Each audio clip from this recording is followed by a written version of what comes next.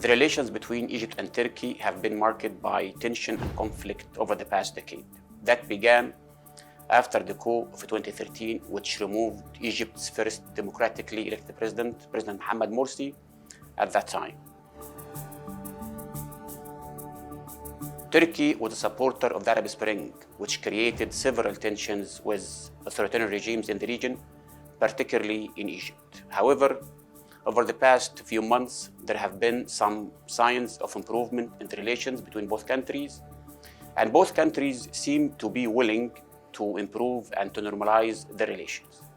For example, the Egyptian Foreign Minister Sameh Shoukry visited Turkey after the devastating earthquake last February to offer Egypt's support and condolences to the victims. A few weeks later, Turkish Foreign Minister Mevlut Çavuşoğlu visited Egypt for the first time in 10 years. That was a sign for the willingness of both countries to move forward and to improve their relations.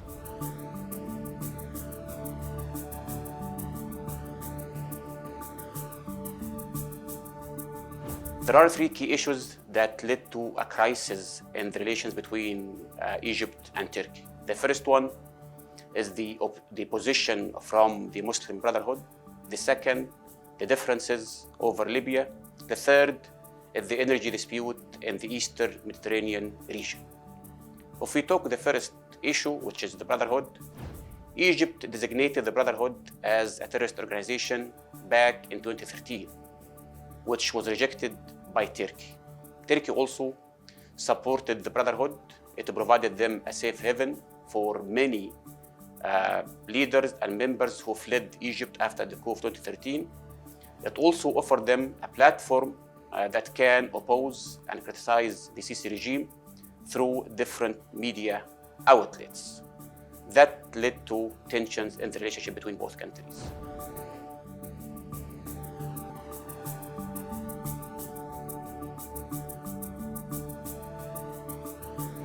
The second issue is the differences between both countries from the situation in Libya.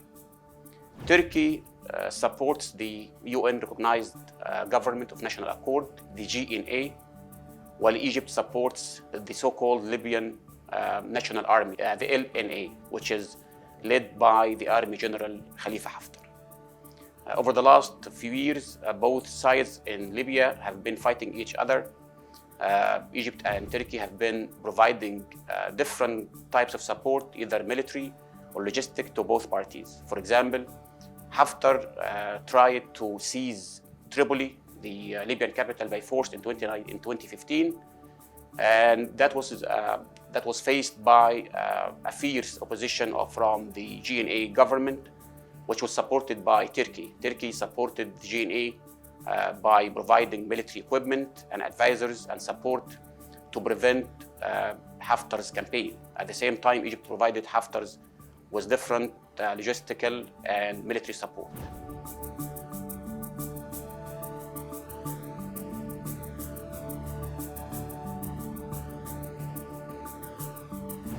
The third issue is the dispute between Egypt and Turkey over the exploration of energy in the Eastern Mediterranean. Since the discovery of huge amounts of gas in that region, different countries who share that region began the exploration of energy before even demarcating their maritime borders, which led to several disputes and conflicts. For example, Turkey began to explore energy and extract gas before demarcating its maritime borders with its neighbors, particularly Greece, Cyprus, and Egypt, which led to also tensions in relations between Egypt and Turkey. At the same time, Egypt established the East Mediterranean Gas Forum in January 2019, which includes several countries that share that region, such as Jordan, Palestine, Israel, Cyprus, Greece, France, and Italy. And it excluded Turkey, which also added to the tensions between both countries. So all these issues have contributed to the crisis of relations between Egypt and Turkey over the last decade.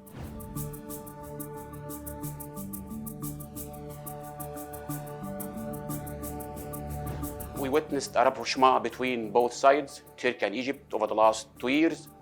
And both countries began to hold some political consultations, and there have been several rounds of talks and discussions between officials and diplomats from both countries. This was due to several factors, either domestic, regional, or international. Turkey also, as part of its repositioning policy in the region, tried to fix and mend its relations with its Arab neighboring countries, such as Saudi Arabia, United Arab Emirates, and Egypt. And it also took some measures in order to cool down the tensions with Egypt, such as stopping the Brotherhood channels from criticizing the Egyptian regime. It also asked some of the media figures who were opposing the Sisi regime either to stop doing that or to leave the country. It also showed some flexibility when it comes to the Libyan issue. All these measures that were taken by Turkey culminated in a very rare meeting between President Erdogan and President Sisi that was held at the opening ceremony of the World Cup in Qatar last November.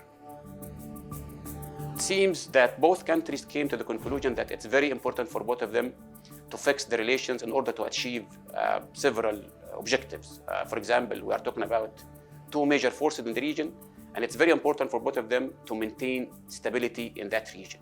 They also face severe economic crises, and it's very important for both of them to start to fix the relations in order to improve their bilateral economic relations. It's very important to note here that despite the political tensions between both countries, the economic and trade relations were growing over the last 10 years.